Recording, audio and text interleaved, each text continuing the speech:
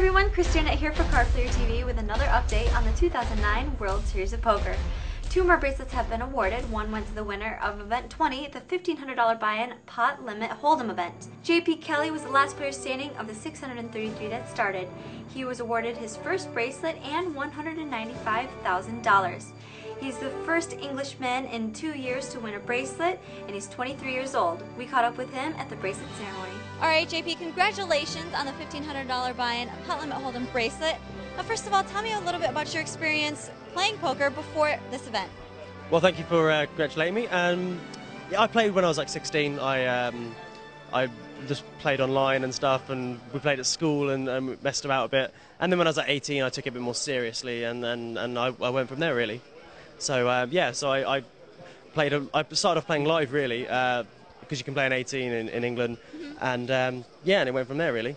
Where are there places to play in England? Are they underground games, or are they like? I know you get main casinos, you can go play in there, and then when I hit like 19, 20, I started playing more online, so now that's what I do mainly now, and then I come to the World Series and like maybe Australia every year, and other than that I don't play much live other than that. Tell me about the final table. Who was your toughest opponent? I think, was it Jason? Jason came third. Oh, yeah. He played really well, I thought. I was impressed with how he played the whole way through. I played him in the 6 max as well. And I was wary of getting in a hand with him because I know he's capable of anything. He can turn up with a hand when you least expect it, and he can do some weird things. So I was happy with that. I was happy he got busted, to be honest. And it made the path easier to win. The other bracelet went to event number 21, the $3,000 buy-in horse event. Zac Fellows of Vancouver, Canada beat 452 players to take home the prize of $312,000. We also talked to him during the bracelet ceremony. Zac, congratulations on the bracelet and the 3K horse event. First of all, tell me about what experience you have playing all these horse games. When I was 17, learned stud. It was the first game I read Super System, and I read the Chip Reese section, who in my opinion is the best 7-card stud player that ever lived, and I don't know, he wrote that section and just laid it out, and I learned stud so quickly, and as soon as I learned stud, I was like, oh, there's so many of these different games, and I just started to learn them one by one, and then played tournaments, lost for a while, typical story, and then finally started to figure it out, and moved up in the cash games online, and now horse tournaments, if they're happening, I'm usually there. Do you credit learning poker through stud games as something that's really helped you succeed in the horse games, rather than having your base in no limit hold'em?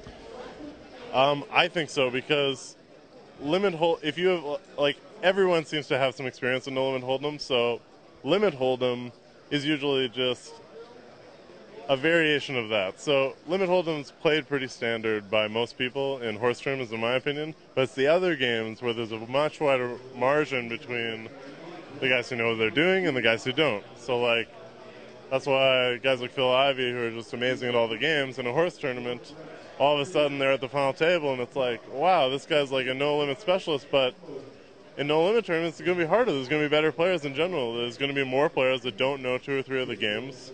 And, like, just imagine sitting at a table with somebody who actually hasn't played the game before. Like, that's an amazing thing deep in a tournament that you would never get in no-limit usually. Right. That's a good point. Now, you had a grueling 10-hour final table. Yeah. Tell me a little bit about that experience. Oh my God, I still haven't gotten much sleep. I'm gonna pass out I'm gonna hibernate after this. But yeah, it was unbelievable. I mean, the swings of the final table were ridiculous. I caught some cards that there'll be infamous stories with my buddies when I get home. But it was grueling. I mean, when I got down with James Van Alstyne, I'm sure we, on our break, forget the bathroom break, let's take a nap somewhere. Right. You know, it's like, I'll take a nap, I'm down.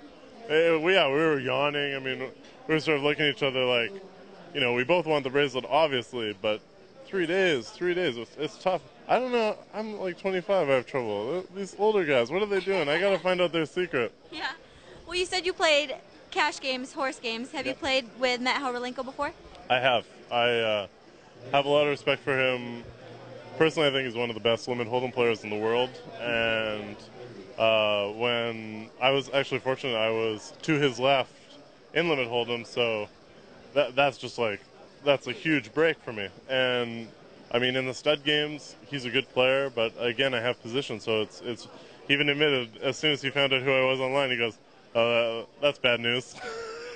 What is your name online? Zach Packer. Okay. Awesome. Thank you so much and congratulations. Yeah. There are 2 events playing down to a winner today, and one of them is the $10,000 buy-in World Championship No Limit 2-7 Draw Lowball event. We've got a stacked final table, and here's a preview. In seat number 1 is VILLE WAHLBECK with $740,000 in chips. He's already snagged a bracelet this year in the $10,000 buy-in mixed event. In seat number 2 is SCHULMAN with $295,000 in chips. Seat 3 is MUSSO, your chip leader, with $799,000 in chips. In seat 4 is Michael Binger. He's got $59,000 in chips. In seat 5 is JUANDA with $248,000 in chips. In seat number 6 is Steve Sung with $155,000 in chips. He's also won a bracelet earlier this year in the $1,000 buy-in stimulus special. In seat number 7 is BENYAMINE with $265,000 in chips. And rounding out the table in seat 8 is ARCHIE with $384,000 in chips. The other event ending today is the $1,500 buy-in No Limit Hold'em Shootout. The final table includes Eugene Kachalov and Chris Moore. Be sure to check back on cardplayer.com's live updates for those winners. I'm Chris Arnett for Cardplayer TV.